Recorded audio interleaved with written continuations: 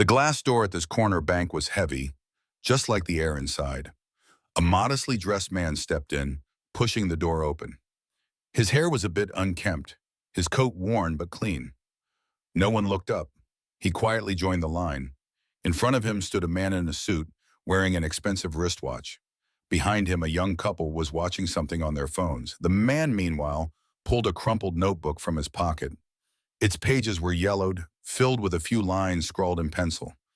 He just wanted to make a transaction, maybe check an account, maybe transfer some money quietly.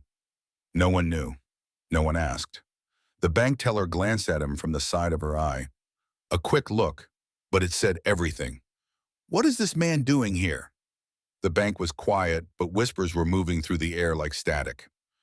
One employee leaned toward another. "Look at him. Doesn't even have a proper jacket. Probably here to ask for a loan." The other chuckled. "Or directions." It was as if the man had heard them. He lowered his head just a little, but his eyes weren't empty. They scanned the room calmly, deliberately, and with a weariness that only time could teach.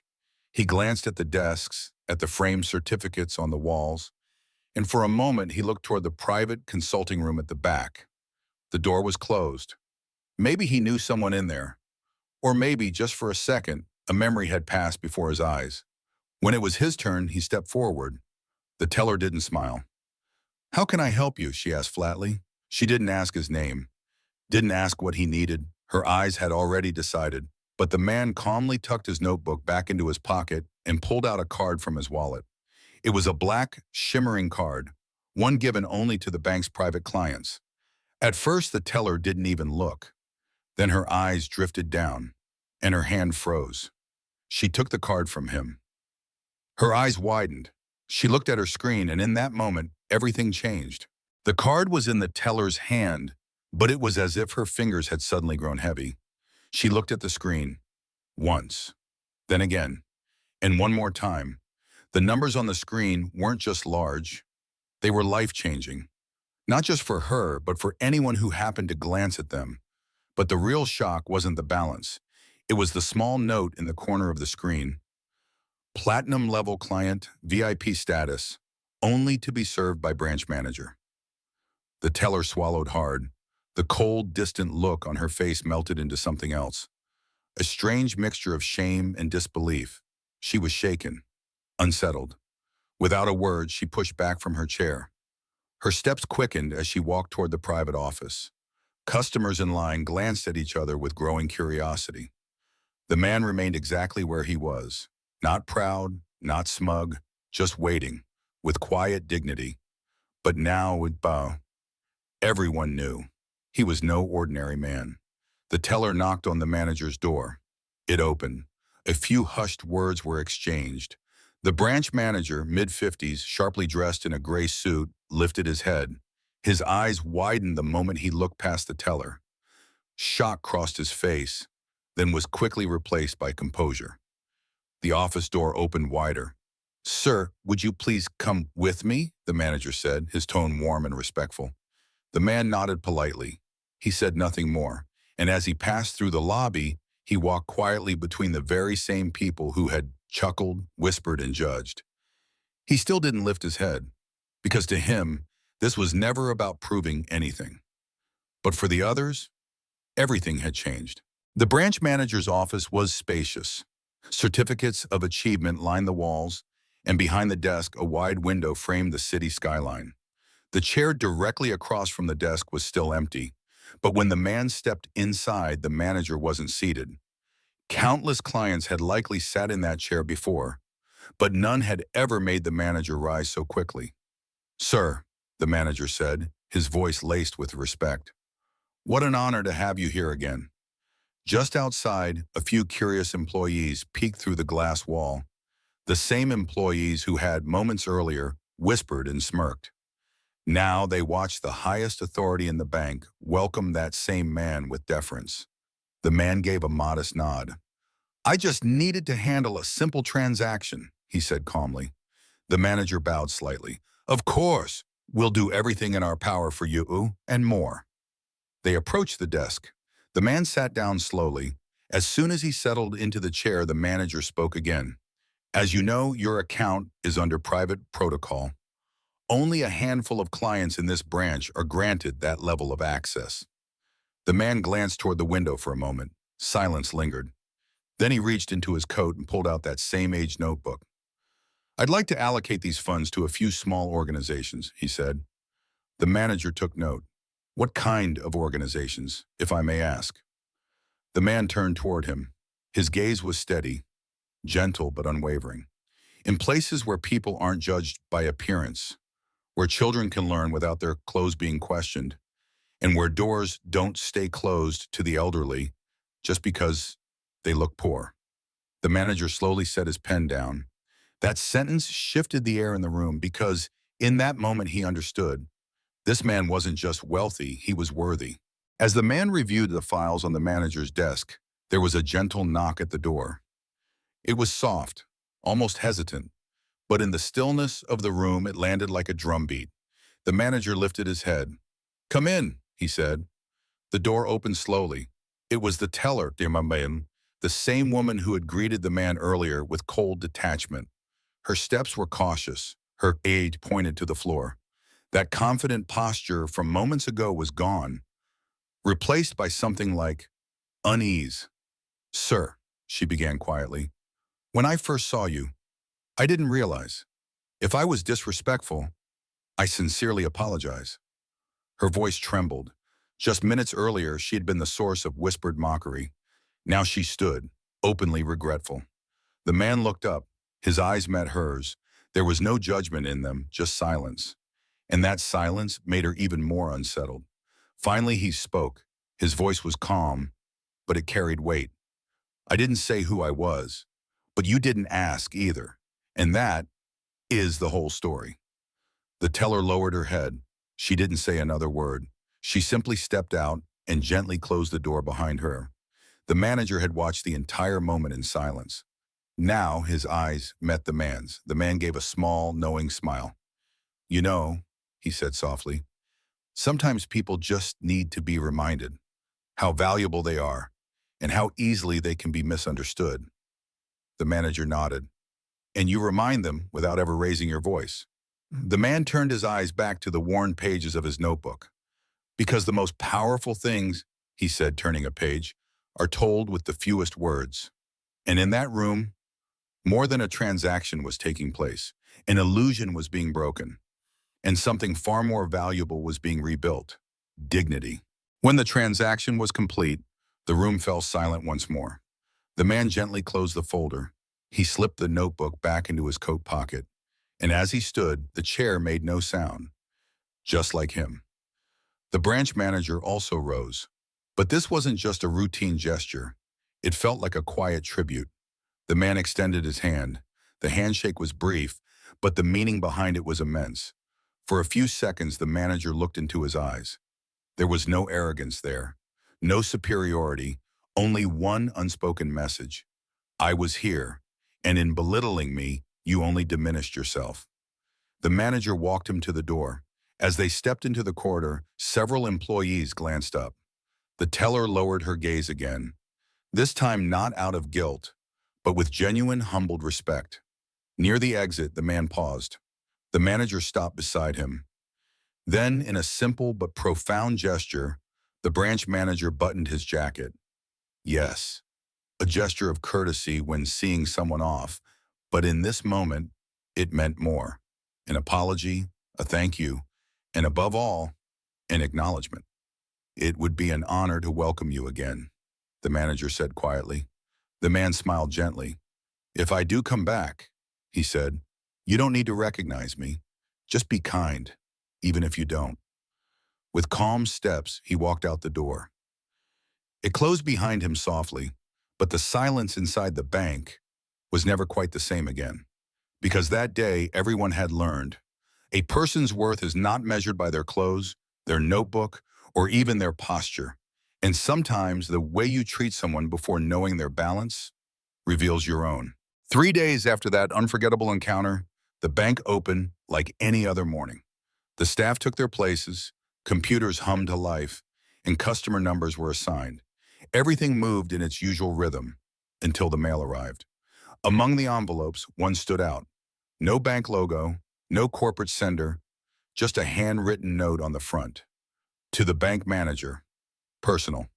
The manager was sipping his morning tea when the envelope was handed to him. It was plain and brown, but what it held inside was anything but ordinary. The first item was a brief handwritten note. To understand a person, one must first choose not to judge them. That day, I saw that choice in you. Now it's your turn to pass that value on. Beneath the note was a set of receipts, confirmation of the fund transfers the man had initiated days earlier, and attached to it was a list. 3 local schools, 2 elderly care homes, 1 community foundation, next to each name, the amount donated, each sum substantial. The manager took a deep breath, but the true surprise was in the final document, a foundation authorization letter.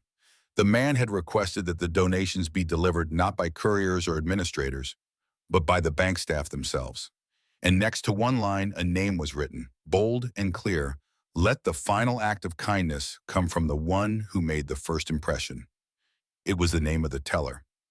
In that moment, the manager understood. This man hadn't just invested in bank accounts. He had invested in people.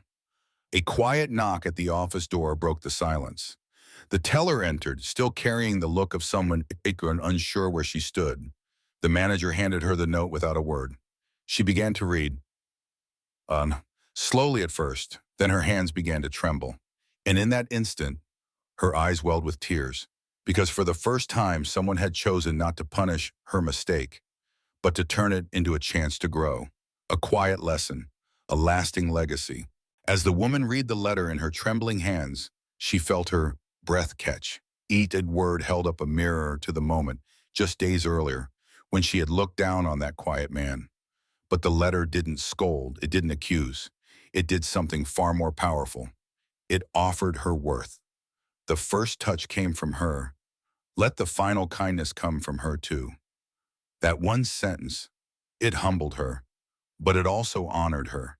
Tears welled in her eyes, not from shame this time, but from the feeling of being truly seen. Until that moment, she had felt like just another employee, a name behind the glass, a body in uniform performing transactions. But now, she had been handed the chance to restore something. The manager remained silent, but the pride in his eyes said everything, because he had realized something too. This story's hero wasn't just the man who walked in, it was also the woman who chose to change. She looked up, her voice trembled, but it was steady with intent. I want to deliver those donations myself, face to face, shake their hands, look them in the eye. The manager smiled gently. Then this is your story now. She gathered the envelope, the same one that had stopped her breath, and walked back toward the teller's desk. But this time her steps were different, more upright, more grounded, more aware. The customers inside the bank noticed. Maybe the world hadn't changed, but something inside had. One by one, quietly, the staff stood. They didn't know the whole story, but they knew enough.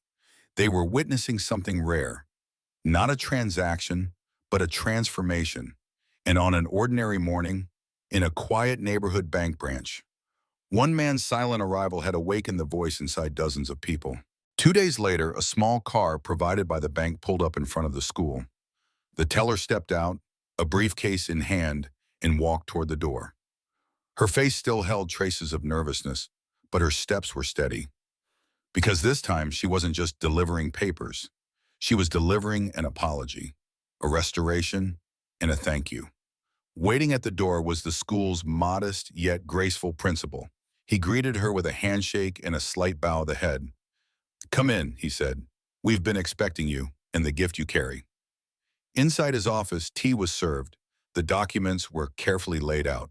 Amounts, account numbers, usage terms, everything was accounted for. But as the principal flipped through the pages, he paused at one spot. There, handwritten in delicate ink beneath the final paragraph. For the children, to give voice to those who walk in silence. Please ensure this is delivered by the kindest person in your bank. The principal looked up over his glasses. His gaze held no judgment, only genuine curiosity. And then he asked, "Who was he?" The woman fell silent. She lowered her head for a moment, then answered slowly, "I don't know who he was, but I've learned exactly who he wasn't." The sentence hovered in the room like a quiet bell. Silence followed, and then the principal nodded and smiled. Sometimes the most honest answer is the one without a name. Not knowing it only makes the kindness more powerful. The papers were signed, the donation made official. But for everyone present that day, the most valuable thing was not the amount given. It was the feeling that humanity had quietly returned to the room. And the man who reminded them of it, he left no name, no title, only a quiet trace in the hearts of those who were finally willing to see. Days passed. By the end of the month, as the bank went through its routine closing procedures, the man never returned. No further transactions, no phone calls, no news. It was as if he had come only to leave behind a trace, but that trace, rather than fading, only grew clearer with time. Among the bank staff, his visit remained the most talked about event. There was something different in the air now. When an elderly person waited in line, they were met with eye contact instead of impatience. When someone modestly dressed walked through the door, they were welcomed with smiles instead of silence. Every morning, as the branch manager entered his office, his eyes would fall on the small handwritten note on his desk corner. To know people, it's not enough to look, you have to learn to see. That sentence changed how the team behaved, but not just inside the bank. The schools that received donations, the elderly care centers, the scholarship funds being created. His name was nowhere, but his presence was everywhere. One afternoon during her break, the teller quietly sipped her tea. She turned to her colleague and said, "You know what? I still don't know who he was, but maybe not knowing him is what changed me the most. Because now I see him in every person I meet." That line felt like a quiet confession, and perhaps the truest form of gratitude. Because some people pass through our lives not to leave their name, but to complete the part of us we didn't know was missing. That man was one of them. His name was never spoken, his face never truly known. But now everyone spoke of him, because those who never asked who he was had finally discovered who he helped them become. 3 years had passed since that day. Life had moved on, staff had changed, and the bank had grown. But some things, the ones that leave a silent mark, had never been forgotten. New tellers came and went, the assistant manager retired, but the small frame quote on the wall remained. Those who judge without knowing only diminish themselves. One morning as our incoming mail was being sorted, a peculiar envelope caught someone's eye. No return address, no name. Only one line on the front, to the branch manager regarding an account that was never closed. The envelope was delivered to the manager immediately. The new manager opened it carefully. Inside was a yellow inner envelope and a single-page letter. When you looked at me, you saw a coat, a notebook, and an old wallet. But then your eyes changed, and so did your actions. What this bank gave me wasn't just service, it was hope. I never told you my identity because it didn't matter. But the respect you showed me changed more lives than you know. And now I only wish to keep the cycle going. Attached is a new donation order. This time, please have it delivered by the most underestimated employee, because true value lives in the unseen hands. The manager finished the letter in silence, then reached into the envelope again. There it was, a second document, a donation order totaling $1 million to be distributed across multiple organizations. No date, no signature, no name, only a simple code, the modest man. In that moment, the entire room stood still. Then slowly they rose to their feet, because this was not just another donation. It was a reminder that respect only means something when given to the unknown. And sometimes those who arrive in silence leave behind the loudest legacy.